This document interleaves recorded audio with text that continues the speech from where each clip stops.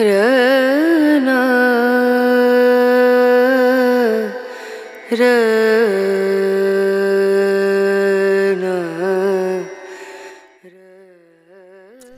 நண்பர்களே, இப்போ நம்ம குஜராத் யாத்திரையில் குபேர் பண்டாரி அப்படின்ற ஒரு ஆலயத்துக்கு வந்திருக்கோம். இது எங்கே இருக்குதுன்னு பார்த்தீங்கன்னா, அகமதாபாத்லேருந்து 170 கிலோமீட்டர், வதோதரா அங்கேருந்து 60 கிலோமீட்டர் தொலைவில் இந்த சிவா ஆலயம் இருக்குது. இதுதான் கோவிலோட நுழைவாயில். சில படிகளை கடந்து மேலே போனால் சிவஸ்தலம். இதுக்கு கீழே பார்த்தீங்கன்னா அப்படியே நர்மதா நதி ஓடுது. உள்ள என்ட்ரு ஆகும்போது பார்த்திங்கன்னா வலது பக்கம் ஒரு அரச மரம் சலவிருஷம் மாதிரி இருக்குது. இந்த மரத்தை சுற்றி பார்த்திங்கன்னா 12 ஜோதிர்லிங்கத்தை பேஸ் பண்ணி 12 சிவலிங்கம் ஸ்தாபனம் பண்ணியிருக்காங்க. இதுதான் கோவிலோட வளாகம். கோவில் பார்த்திங்கன்னா சின்ன கோவில் தான், ஆனால் ரொம்ப பவர்ஃபுல். இதுதான் மூலஸ்தானம். இது வந்து சிசிடிவி கேமரா பதிவு. இது வந்து பார்த்திங்கன்னா ஒரு கண்ணாடி பாக்ஸில் சிவபெருமானுக்கு அணிவிக்கக்கூடிய இது தலப்பாக கவசம் இது எல்லாமே வந்து கண்ணாடி பாழையில் வச்சுருக்காங்க.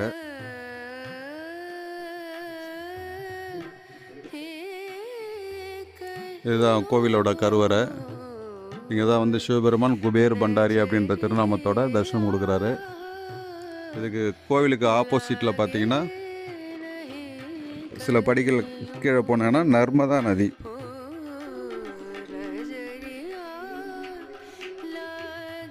இந்த நடந்து வர படிக்கு இடையிலே பார்த்தீங்கன்னா இது துர்கா அம்மா. இவங்க தான் வந்து குபேரனுக்கு அபயம் கொடுத்த அம்பாள் அப்படின்னு சொல்கிறாங்க.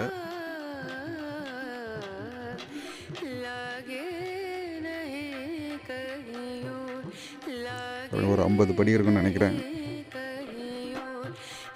பாருங்க, பார்த்துக்கு வந்துட்டோம். தண்ணி பாருங்கள் எவ்வளோ தெளிவாக இருக்குது.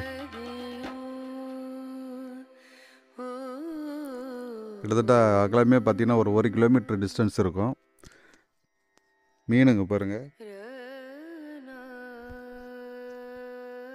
இந்த நர்மதா நதியில் தான் இந்த வருஷம் புஷ்கர் நடக்க இருக்குது. அதாவது 12 வருஷத்துக்கு ஒரு தடவை நடக்கிறதில்ல புஷ்கர். அது இந்த வருஷம் வந்து நர்மதா நதியில் நடக்கிறது. இது மே மாதம் 1லேருந்து 12ஆம் தேதி வரைக்கும் நடக்கும். இப்போ நம்ம ஊரில் காவேரி புஷ்கரம், தாமிரபரணி புஷ்கரம் நடந்து பார்த்திங்களா, அந்த மாதிரி இங்கே விசேஷமாக நடக்கும். அது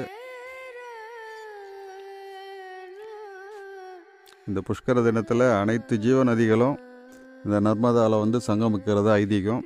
அந்த தேதியில் நம்ம ஸ்நானம் பண்ணால் அனைத்து நதிகளையும் குளித்த பலன் கிடைக்கும்.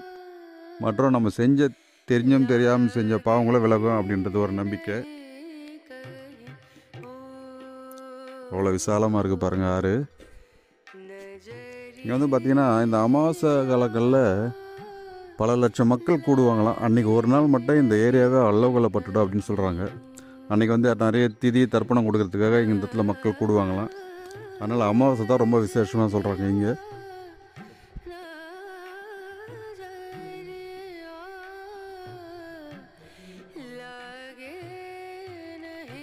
இந்த ஆலயத்தில் இருக்கிற தெய்வ மூர்த்தங்கள்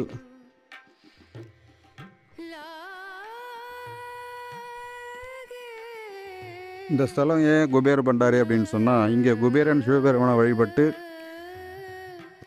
மேன்மை அடைஞ்சதுனால இது குபேர் பண்டாரி அப்படின்னு பேர். ஏன் இங்கே வந்து குபேரன் தவம் பண்ணார்னா, இந்த குபேரனோட தம்பி பார்த்தீங்கன்னா ராவணன். இந்த ராவணன் வந்து குபேரன் எங்கே போனாலும் அவரை விரட்டி அடிக்கிறதே வேலையாக போச்சு. அதனால் வந்து அவர் பயந்துக்கிட்டு எல்லா இடத்துலையுமே சிவனை தவம் பண்ணுறதுக்காக சுற்றி பார்க்குறாரு. கடைசியாக சிவபெருமான்கிட்டே போயிட்டு முறையிடும்போது அவன் ராவணன் என்னுடைய பக்தன், நீ என்னுடைய பக்தன், அதனால் நான் உனக்கு அபயம் அளிக்க முடியாது அப்படின்னும்போது இந்த இடத்துல துர்காதேவி குபேரனுக்கு அபயம் கொடுத்து இங்கேயே தங்கி தவம் இருக்க அறிவுறுத்தினதுவாகும். அந்த மாதிரி இந்த இடத்துல குபேரன் தங்கி தவம் இருந்தார் அப்படின்றதுனால இந்த இடத்துல குபேர பண்டாரி அப்படின்னு பேர். இவரை வந்து வழிபட்டால் குபேரனை வழிபட்ட பலன், அதாவது குபேர சம்பத்து கிடைக்கும் அப்படின்றது நம்பிக்கை. வேறு ஒரு புராணத்தில் என்ன சொல்கிறாங்கன்னா, சிவன் பார்வதி இந்த இடத்த நகர்வலம் வரும்போது பார்வதி தேவிக்கு தாகமும் பசியும் எடுத்ததுனால இந்த இடத்துல சிவபெருமான் கிட்ட சொல்லும் போது சிவபெருமான் சுற்றி முற்றியும் பார்க்குறாரு, எங்கேயும் கிடைக்கல, ஒரே வறட்சியாக இருந்தது. அதனால் சிவபெருமான் என்ன பண்ணுறாரு, நானே உனக்கு உணவும் தண்ணியாக இங்கே இருந்து இந்த மக்களுக்கு அருள் புரிகிறேன் அப்படின்னு சொல்லிட்டு இந்த ஏரியா மக்களும் செழுமை அடையணும் அப்படின்றதுக்காக இந்த இடத்துல நீர், உணவு, அரிசி இந்த ரூபத்தில் நான் இருப்பேன் அப்படின்னு சொல்லிட்டு இந்த இடத்துல சிவபெருமான் தங்கியதாகவும் ஒரு வரலாறு சொல்கிறாங்க. இந்த சரௌண்டிங்கில் இருக்கிற மக்களுக்கு எல்லாருக்குமே இவர் தான் குலதெய்வம். எந்த ஒரு விசேஷமான ஒரு வேலையை தொடங்கும் போது இந்த இடத்துல வந்து இவரை தரிசனம் பண்ணிவிட்டு அதுக்கப்புறம் தான் வேலையை தொடங்குவாங்களாம். அவ்வளோ ஒரு அற்புதமான ஸ்தலம் இது. ஃபுல்லாக கிராமத்தில் உள்ள இன்டீரியரில் இருக்கிறதுனால வந்து மக்கள் போக்குவரத்து கம்மின்றதுனால நிறைய டூரிஸ்ட் இங்கே வரதில்லை.